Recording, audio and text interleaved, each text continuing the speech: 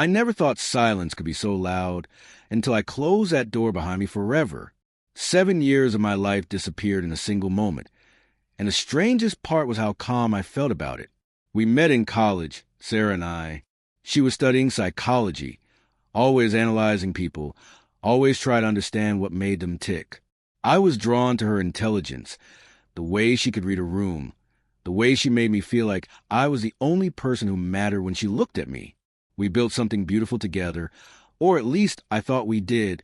After graduation, we moved in together, then got engaged, then married in a small ceremony with just our families.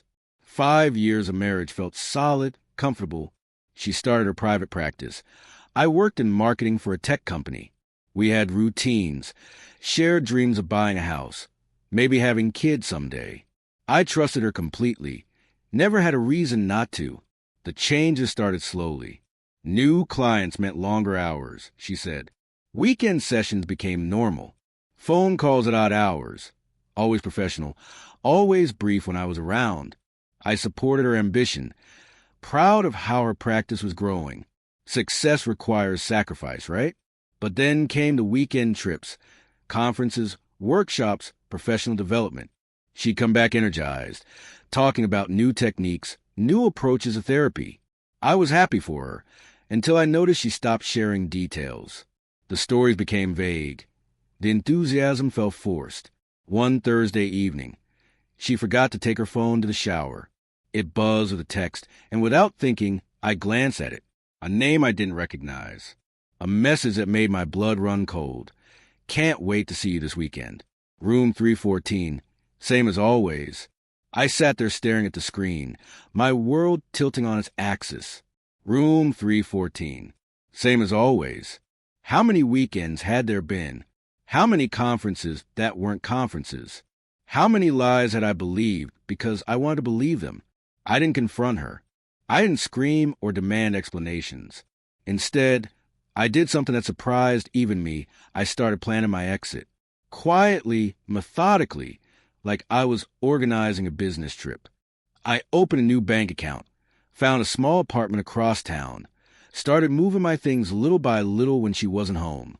The hardest part wasn't betrayal itself. It was realizing how long I'd been living in a lie. How many times had she kissed me goodbye before leaving for her conferences? How many times had she come home and acted like everything was normal? The person I thought I knew didn't exist had maybe never existed. I left on a Tuesday morning while she was at the gym. I packed the last of my things, left my wedding ring on the kitchen counter, and walked out of our life together. I left a note, simple and direct. I know about the conferences. I know about room 314. Don't try to contact me. The apartment I moved to was small, unfurnished. Perfect. I'd bought a mattress, a coffee maker, and a single chair. I didn't want reminders of the life I'd built with someone who never really existed. I deleted her number, blocked her on social media, changed my phone number. I needed complete separation to figure out who I was without her. For months, I heard nothing. No attempts to reach me. No mutual friends asking questions.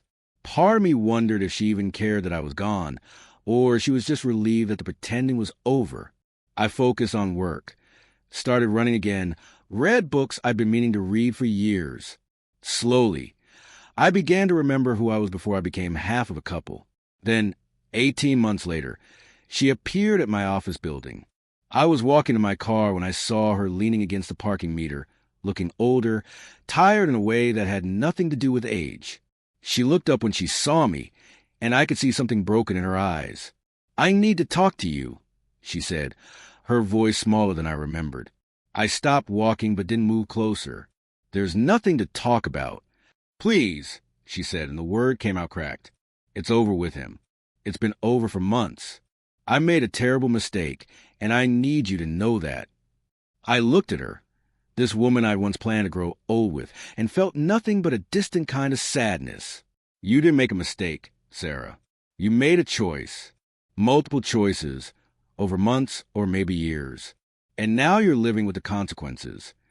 She started crying then, quietly, like she was trying to hold it back. "I know I don't deserve forgiveness, but I need you to know that I loved you. I still love you. No, I said, surprised at myself with how steady my voice was. You loved the safety I provided. You loved having someone who wouldn't question you, wouldn't suspect you, but you didn't love me enough to choose me. I got in my car and drove away. Watching her shrink in my rearview mirror, I felt something I hadn't expected. Closure. Not because she'd apologized, but because I finally understood that some doors, once closed, should stay closed forever. The person I had become in those 18 months was someone I actually liked. Someone who wouldn't accept being someone's backup plan. Someone who understood that love without respect isn't love at all. I never saw her again, and I was grateful for that. Some chapters end quietly, and that's exactly how it should.